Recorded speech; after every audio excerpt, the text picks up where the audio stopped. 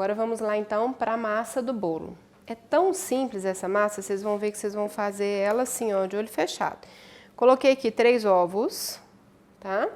E eu vou colocar bater na batedeira, tem que ser na batedeira, não pode ser no liquidificador, porque a gente quer leveza nessa massa, então esses ovos aqui tem que virar uma neve. E aqui eu tenho 40 gramas de xilitol, tá?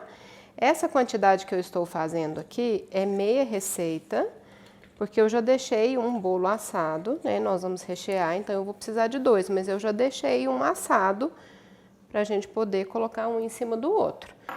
Mas, então, meia receita vai dar uma forminha dessa aqui, ó. Ela deve ter mais ou menos uns 12 centímetros de diâmetro. E ela é de fundo falso, ó, tá? Aqui ela tá untada com manteiga e eu ainda colei um papel manteiga no fundo, tá? Porque esses bolos são muito sensíveis, então tem que ser dessa forma.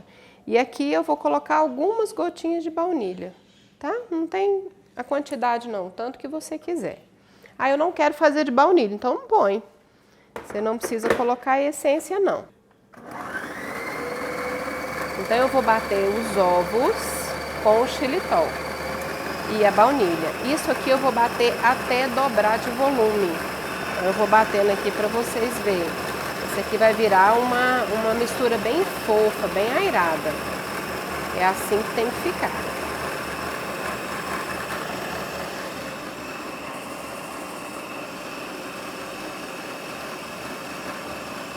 Aqui eu tenho 2 colheres de óleo de coco, tá?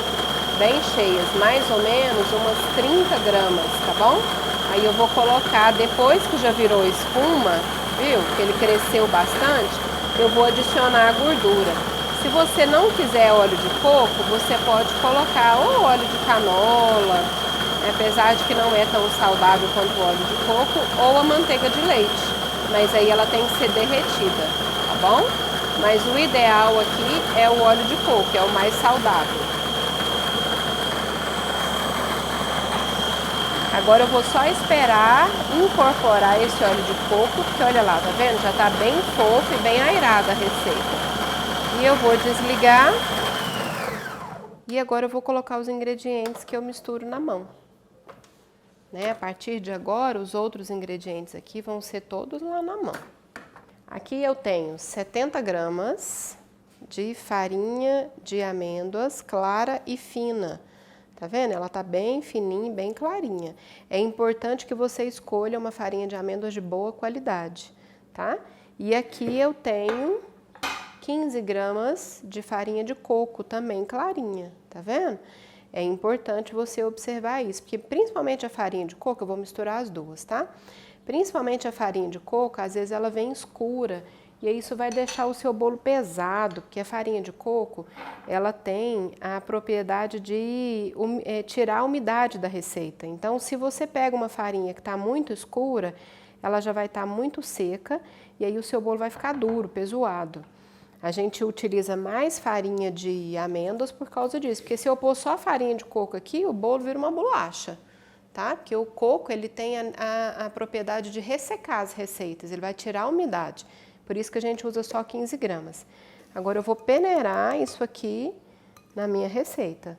Mesmo que a farinha seja clara e fininha, é importante peneirar, porque lembrando que a gente está usando farinhas de oleaginosas, ou seja, de castanhas. Então, com certeza vai ter algum gruminho de castanha aqui. Não é que nem uma farinha de trigo, que é fininha, fininha, né? Aqui, ó, tá vendo? Olha lá o tanto de casquinha que tem. Por isso é que eu tenho que peneirar. Porque se você não peneira, na hora que você for comer o bolo, você vai comer esses pedacinhos de castanha aqui. A farinha de amêndoas é uma farinha mais clara. Ah, Michele, é mais cara, né? Desculpa.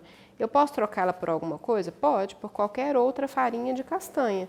Pode ser de castanha de caju, pode ser de castanha do Pará, pode ser de amendoim. Lógico que se você colocar uma farinha de amendoim, o bolo vai ter gosto de amendoim, né? Se você colocar uma farinha de castanha do Pará, ele não vai mudar tanto o gosto assim, mas a castanha de caju e a de amendoim, elas têm um gosto bem particular. Aqui é mais neutra, é farinha de amêndoas. E por que é importante a gente usar uma farinha de oleaginosas, porque para a pessoa diabética poderia usar aqui, por exemplo, uma farinha de trigo integral. Não precisaria necessariamente ser uma farinha de castanhas. Mas é importante a gente pensar que a gente quer diminuir o índice de carboidrato da receita, né? Então, se eu vou diminuir o índice de carboidrato, eu tenho que usar um tipo de farinha que seja low carb. E aqui eu pus uma tampa de pó royal, tá? Fermento químico. A gente precisa diminuir os carbos dessa receita, né? Para que diminua também o pico de glicemia. Olha que linda essa massa. É uma massa de pão de ló, ó. Essa massa aqui dá para você fazer rocambole. Fica uma delícia. Aí você pode colocar numa vasilha, numa assadeira retangular, untada e com papel manteiga e espalhar essa massa assim e ficar de olho, porque assa rapidinho, né? Agora eu vou pôr aqui na minha vasilhinha, na minha assadeira e vai pro forno a 180 graus. Ela assa rapidinho, 15 minutinhos ela já assou. Então tem que ficar de olho no forno. O meu forno já está pré-aquecido lá, tá? A gente nunca coloca bolo no forno sem pré-aquecer ele antes, porque senão o que começou a crescer aqui do pó royal vai lá pro forno frio e perde essa leveza.